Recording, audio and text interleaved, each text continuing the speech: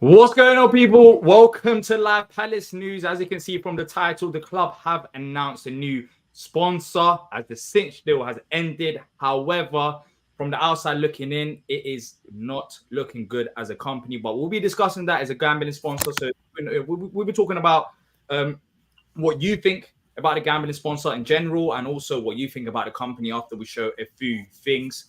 Which, T, I don't know about you. It doesn't look too great. I mean, we'll go through it. And also, on top of that, we'll be talking about transfer news as well. Look, it's all been positive around the football club ever since the season's ended.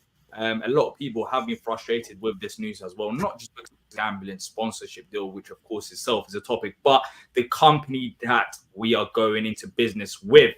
But as always, if you do enjoy the content, like, subscribe, and let us know your thoughts in the comment section as always. T, how you doing, man? You was a bit late today, like me. You took your late notice. Yeah, I had a meeting that ran over, so yeah. Yeah. Weird, man. This company is T's company. It's his. You're doing your PR spin. But no, all jokes aside, let's go through the actual announcement from the club. Let's put it up on the screen. We can go through it like this. Let me know if you can see as normal. So the company that the club have announced the official front of shirts partner is called Net88, which is a gambling sponsor. It will be a record 2-year deal, which is important because after 2 years, as some of you may know, gambling sponsors will not be allowed on front of shirt sponsorship. So we're making the most out of these last 2 years. So it's a shirt branding. Net88 provides online gaming services. Will also receive visibility across Sellers Park on match days and on the website. The chief commercial officer said, "We're pleased to announce this principal partnership ahead of the upcoming Premier League season. As we build upon the excellent form of the men's team end of last season, culminating in the selection of 4 players for England Euro squad, more than any other Premier League club. Net88 is a global online gaming platform for sports and gaming fans alike, and we're looking forward to working with them at this exciting time." Net88 spokesperson, keep this in mind, by the way, because we're going to be going through a bit of documents that someone else has found. So we don't know exactly who this is. He's saying that everyone at Net88 is excited. You know, just the normal. We're happy to work with Crystal Palace.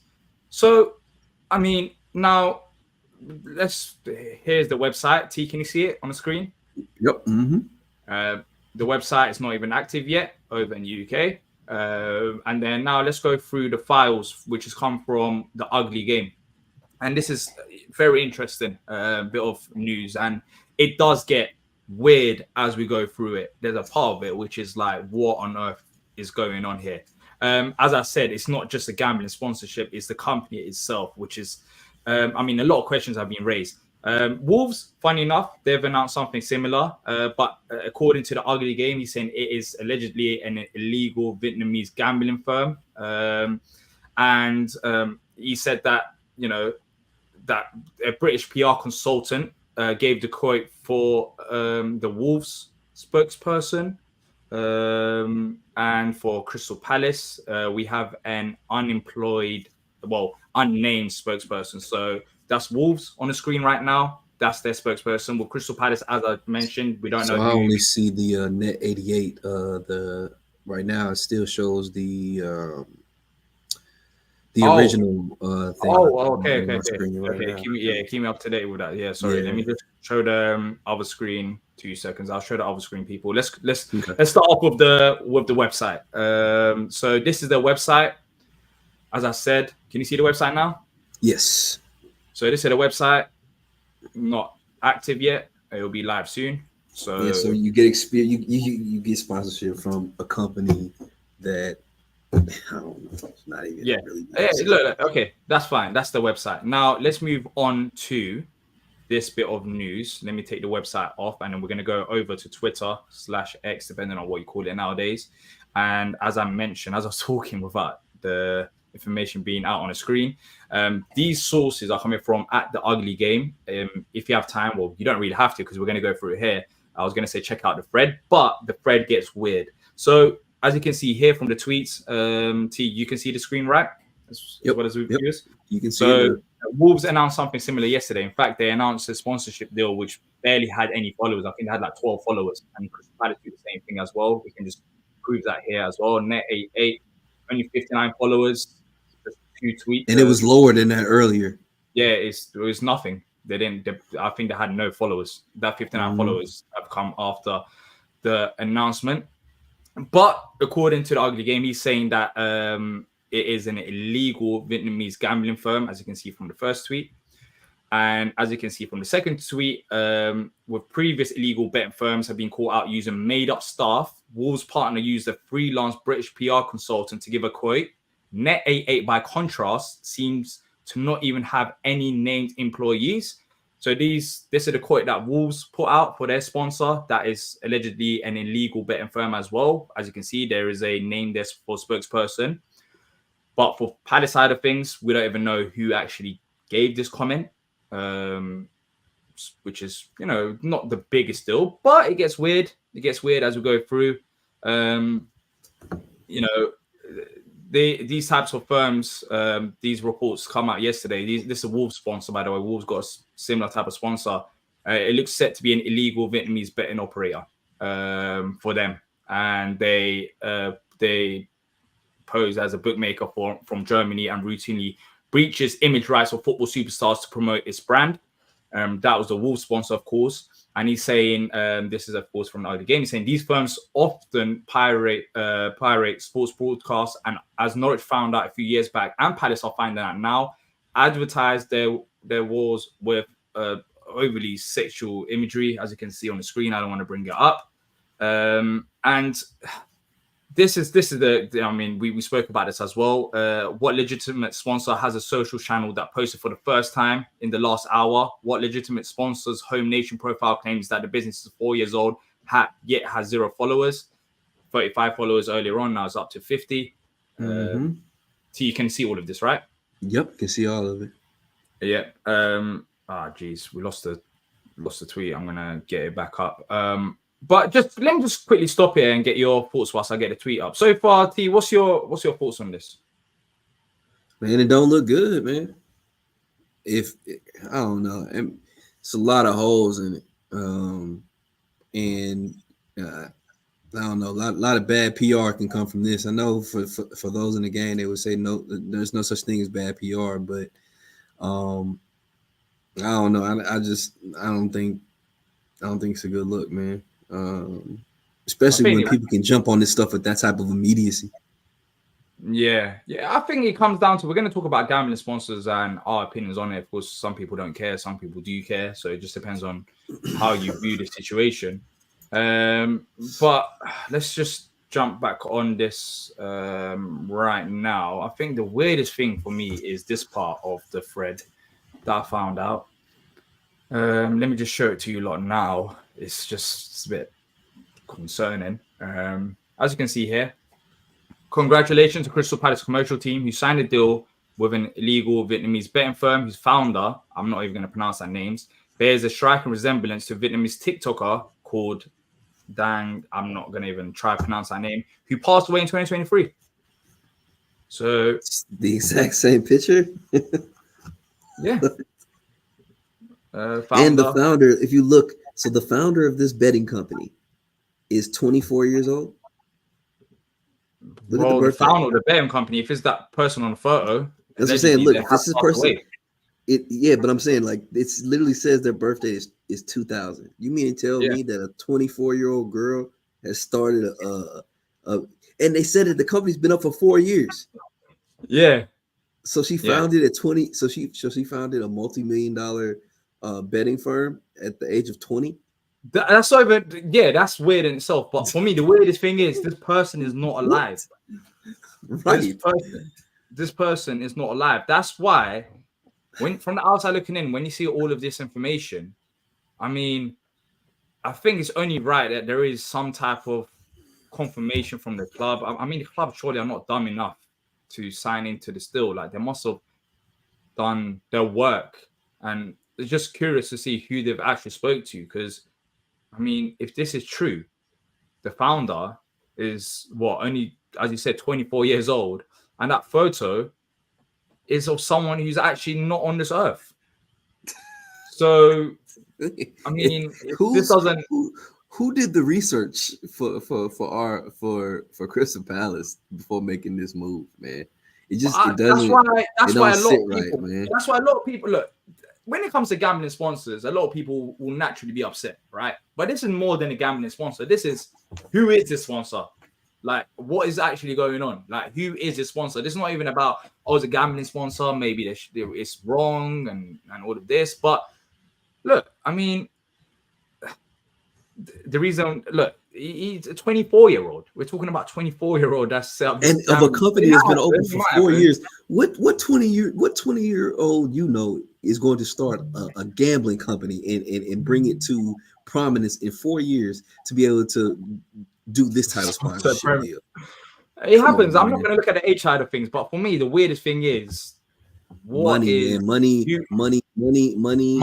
this is the problem. This is the problem. Yeah, money can put you in positions to do things that are absolutely unacceptable, and it's okay. crazy. But that's fine. We're talking money aspect. But I'm saying, who is this money even coming from?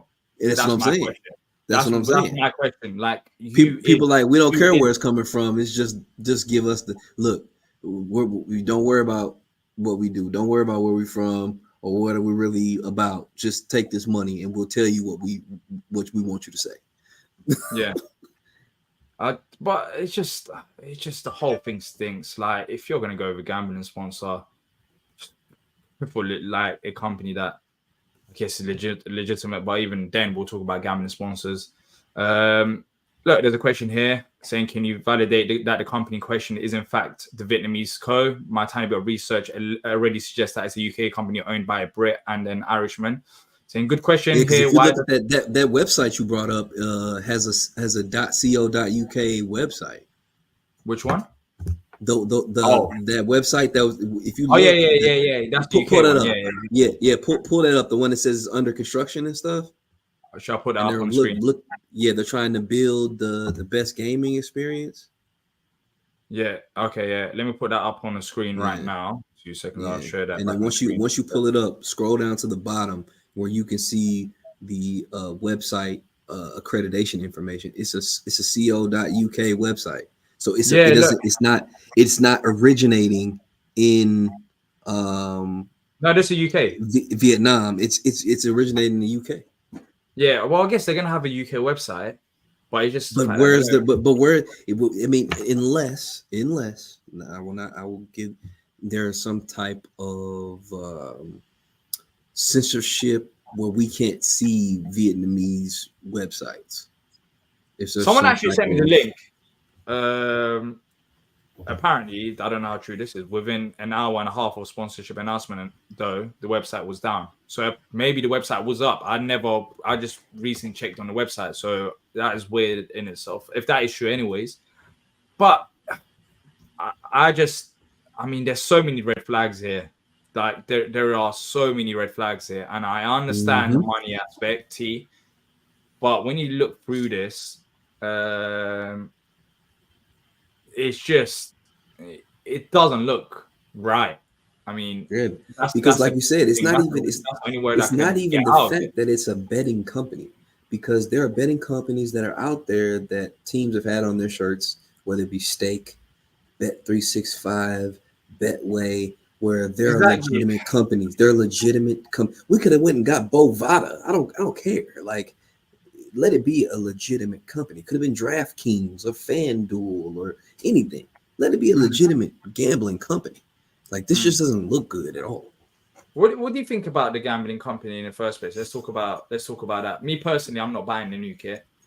That's my stance. I'm want to, they can, of course, but I'm not. But do you have any problems with it? So before this actually came out, I'm actually happy I did what I did. I'm going to continue on my path. I hadn't gotten a kit from this season, which I was actually really upset about because I wanted the black one. I waited too long and it sold out, and Palace never restocked it. I found one on eBay that I just ordered that I'm super excited to get because I wanted the graffiti kit no matter what. But now it's like, man, I think I should invest in more of the kits from this past season with the Cinch logo on it, just because it's probably gonna be the one I'd want to wear compared to what's going on with this one.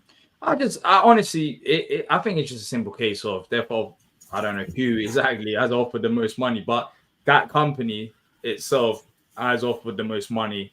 Right. And is a case of taking the opportunity for the last 2 years. I mean, after 2 years, they won't be able to have finally, for me, is a positive, but they wouldn't be able to sponsor Crystal Palace. So, I mean, it's the club making the most out of the situation right now. It's That's what it funny, is. D.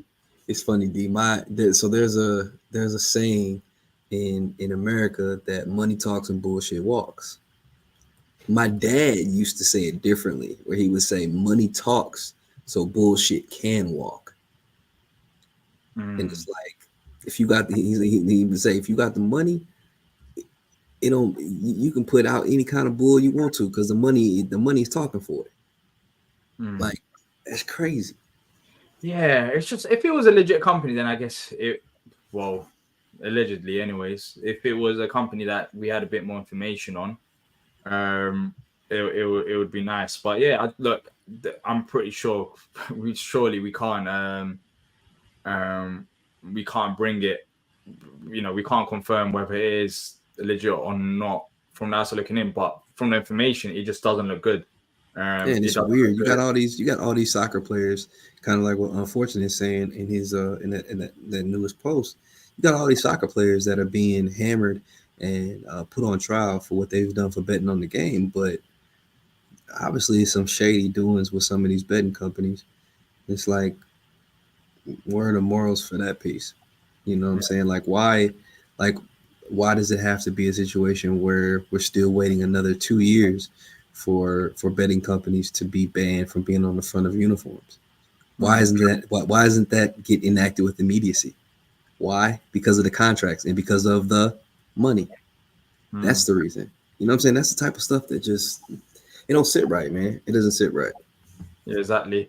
Looney saying, I'm okay with gambling sponsorship, but maybe not this company. It could have been Bet365 or Betway, for example. That's cool. So he's happy with it. Exactly. So, yeah. If it would have been maybe like under the circumstances that we're in. I mean, especially because it's weird, because we made the claim to fame to be the first team to get rid of a betting sponsor, but here we are bringing them right back, which is like, okay, so why were we making a big deal that we were the ones that got rid of it, type of thing? But yeah. Adam was saying, whatever's on the shirt by launch, I'm buying it. So Adam's, that's respect. Everyone's.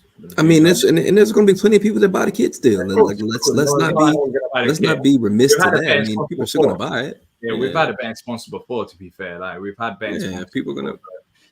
So yeah, that's not going to really change a thing. A lot of people will buy it. Alex saying, I think everyone's overreacting a little, in my opinion. Can't believe I'm on the side of being scumbag, but here we are.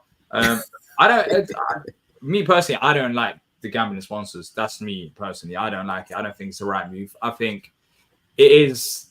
It's probably, well, it has to be the company that offers the most money. There's nowhere on earth that no other company in the world wants to sponsor. There's so many. It's just crazy. So many out there. None of them. Yeah, it's just a case of money. It's a case of money, which, of course, from a commercial perspective, the club wants to make sure they're generating. Brighton's got American Express. Like, what are we talking about? Like, yeah. So yeah, it's happened. It's happened before. So, I mean, gambling sponsors happen, but it's just cheeky, I think, from the club to make the most out of the last 2 years by making a 2-year deal with a gambling company, which a lot of, I mean, if you go search up right now, I can guarantee you that you're not going to find much information about this company, because there isn't.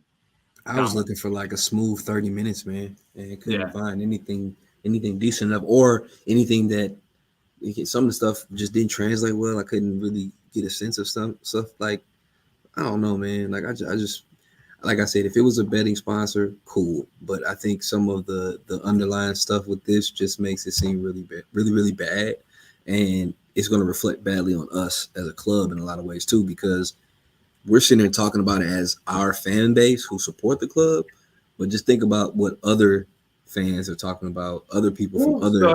Wolves, similar situation, so it's not any Crystal Palace. So no, but I'm saying is you're gonna have a lot of people talking bad about both of us. Yeah, I mean, some people were laughing at Wolves just the other day, and then the next day we announced this sponsorship, and they're laughing back at us. So it's not like we're the only club, but let's see if more information actually comes up about this, because we don't even know how much is they're giving us. We don't know much about the deal, about the company. I mean, there's a thread that is not really a great look, but then again, if you're not looking at that thread, where else are you going to find this information? Because there's nothing really much that we know about the company. Allegedly, there's a picture of someone who's not even alive as the company's owner, which is weird because that person clearly didn't strike the deal. So, I mean, who did with the club? So it would be nice if the club kind of, not just us, of course, just general questions that everyone has is like, who are these people? Like, what exactly is going on? Have we been paid? We're not even too sure. But look, if the money's going to help, I think that's what it comes down to. It's going to help. And yeah, I think that's what the ultimate decision maker was. But let us know in the comment section what you think about the sponsorship deal. Of course, if you're just joining us now, we went through it for the last 15 minutes. There was a thread, there was the website. Almost did a whole show on it. Exactly, yeah, exactly. But yeah, so let's see. Well, the positive, I guess, is that we should have a new kit coming out soon after this as well. So let's see what the new kit is. But yeah, let's move on to actual transfer news, because there was actually some interesting transfer news that came out after we jumped off live yesterday evening, and that was on the defender situation. There's updates from the Palace way on both the centre halves and also the wing backs that we've been talking about. Of course, we've spoke about a few centre halves already on the show, but according to the Palace way, Crystal Palace have been scouting Borussia Dortmund centre back Somalia Koulibaly and Benfica's Thomas Arejo. Those are two names that we haven't heard of just yet. LaCroix is the first choice option, but might be out of budget, which is interesting. And also for the wing back positions, Archie Brown, who's been mentioned a few times on this show, has been scouted, while Real Betis Juan Miranda has also been watched by Palace. Let's start off with the centre back situation. Of course, those names that we've mentioned, especially with centre halves that are going to cost a bit more money than Chadi Riyad, that we're looking at as Mark Gay's replacement. But the two names that I mentioned, Dortmund and also the centre half that plays in Benfica. What's your thoughts on those two names? Because we haven't spoke about them yet. It's interesting. I mean, I at least I like the understanding of where we stand with wanting to do these things. Yes, Maxence Lacroix would be the number one target for us in the event that we lose Gahey.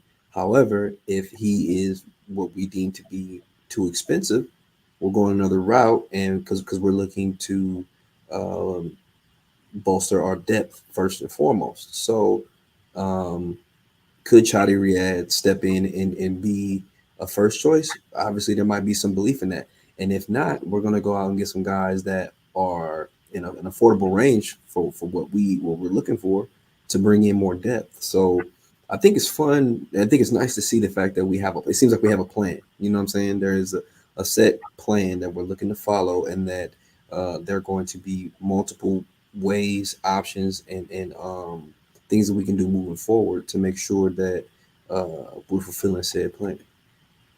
Yeah, look, it's good that we have more than one option. It's good to see a few names being mentioned, because of course, you don't want to have just one centre half in your shortlist. After Gahey leaves, like, you want to make sure that you have various different options, and they're all young players that play for big clubs as well, which is important.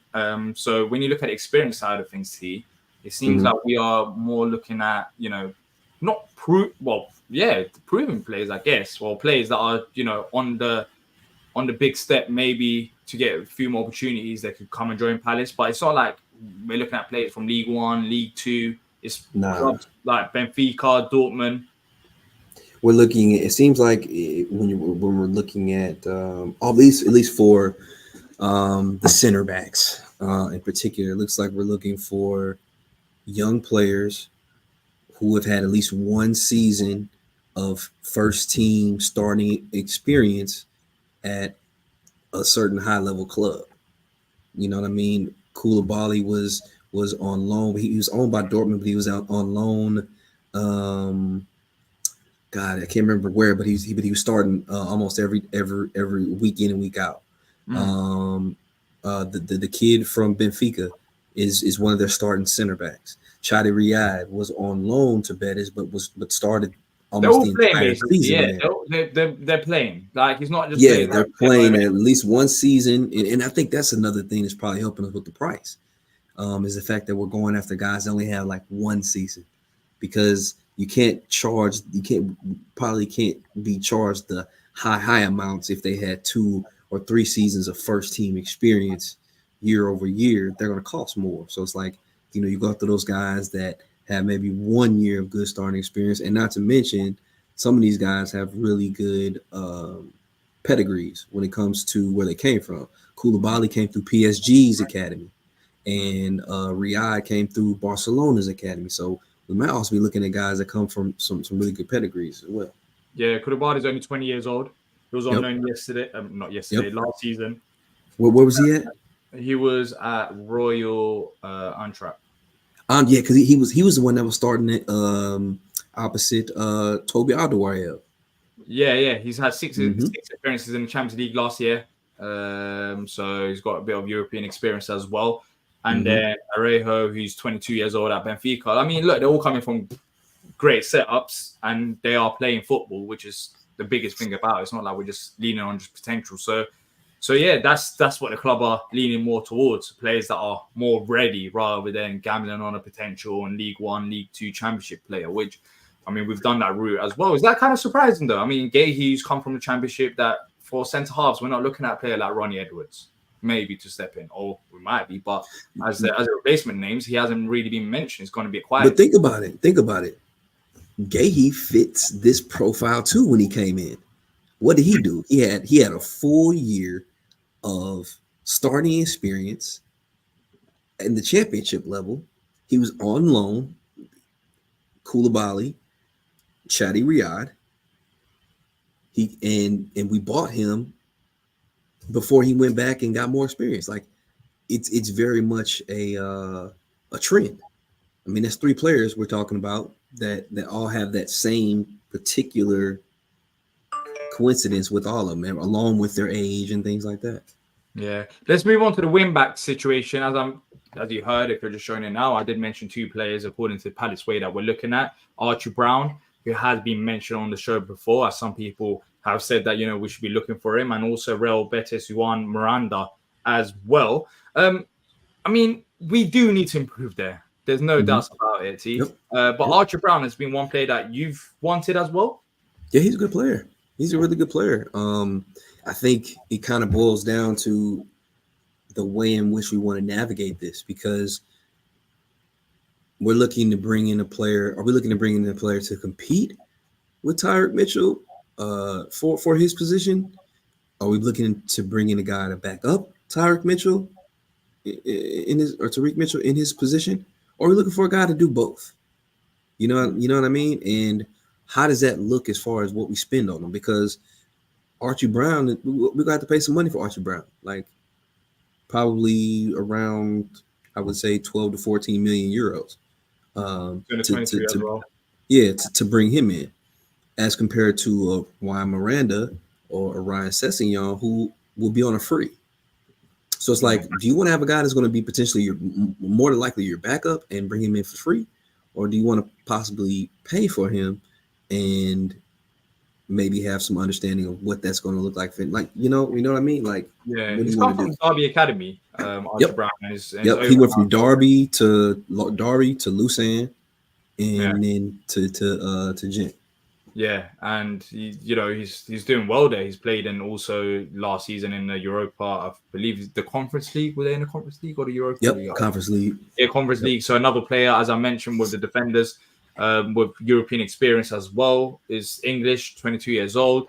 So yeah, it won't. I don't think it'll be that cheap. But then again, when you look at Munoz, where he's come from as well, I mean, that gives us the positive indication that yes, these players can play over there and come to Palace and perform at the level they should, even though we know that it's a lower league in terms of competition in comparison to the Premier League.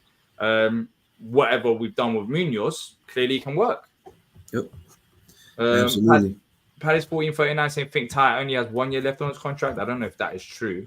Twisted people haven't even heard of Archie Brown. They didn't hear of Munoz either, Twisted Barber. I think that's a very good response to that. A lot of people didn't know about Munoz, and look how good Munoz is right now. But of course, it was not just Archie Brown that's been linked as well.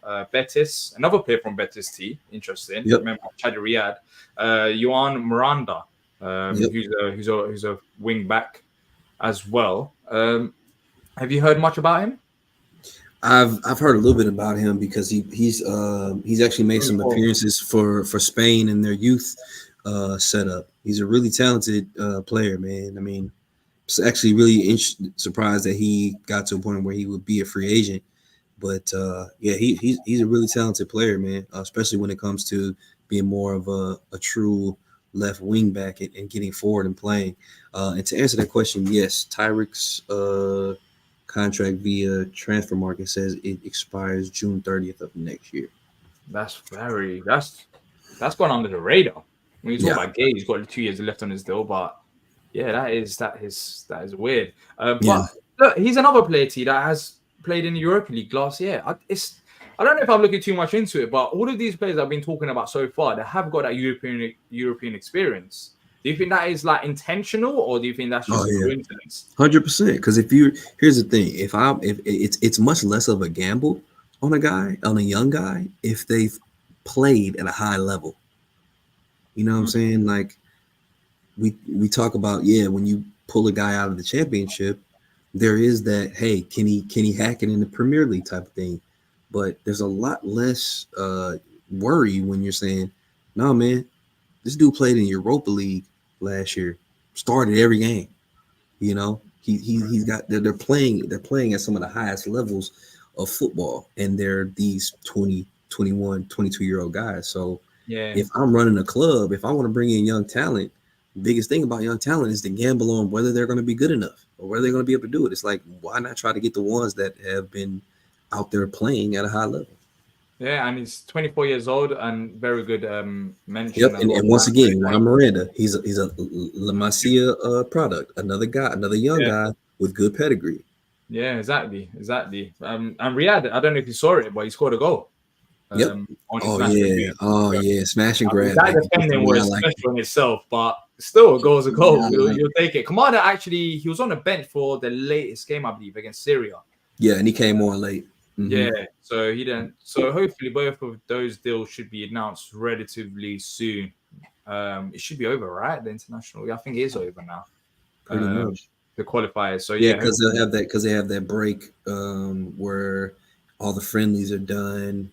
I think today will be like the last day of friendlies for international matches, and then we go straight into the Euros and stuff, and then next week Copa America starts. Yeah, well, yeah. So we're gonna of course have the Euros. We're gonna have Copa America. We're gonna have Lerma, Munoz. We actually thrashed the US the other day. I mean, we didn't get to speak about it. Hey, I just realized right now they actually US score. I mean, first of all, the US's manager. Just be quick. The US's manager is probably the only manager that I hate more than I had a problem with at the time, more than when we had Roy. I hate Greg Berhalter. I think he's terrible, and his record shows it. And I wish we would have never brought him back a second time, similar to the way we would have never brought back Roy Hodgson. Or maybe Lerma and Munoz are just too good for the US. But now let me not say Colombia was amazing. Those dudes scored a hat trick as well. Apparently to be doing well on the international break so far. We have even the player that hasn't been confirmed yet, the unofficial signing. Riyad, he scored a goal as a centre half. Everyone's eating good, man. I don't know who's actually struggling out there in doing. We're bringing on possibly more internationals. You know, Richards, that's lovely to have. Well, yeah, he didn't play bad. No, he didn't play bad in that game. Well, I mean, he still suffered that defeat. Yeah, but the thing I was happy to say is that he wasn't directly involved with any of the goals that were given up. Because that was one of the first things I looked at. Not be involved with any of the goals given up when you concede 5. That's pretty special. And I thought that too. I'm like, wow, he literally didn't have anything to do with none of these goals. Like, that's crazy. Yeah. Look, if you're enjoying it, people, if you can hit the like button and subscribe, that'll be massive for us. Thank you so much. It helps our algorithm more than anything. Is there anything else? Let's go through some comments. If you have any questions, send them through and we'll answer them. If there isn't, then we're going to wrap up. We've gone past a half an hour mark anyways. There's a question here from Twister saying, has Net 88 already paid up? We don't know. We don't know. But no information on that at all. Exactly. We don't know how much it is. We don't know if they're paid up already. I mean, we don't even know much about the company. If you search up right now, Net88, their website hasn't even launched yet. There isn't any real information out there. So it just doesn't look great on top of the information that we showed as well on a stream found by Ugly Game, was it, on Twitter. So yeah, it's a bit dodgy. Mitch saying the good thing about the US men's national team is that they make South American countries very happy. Yeah.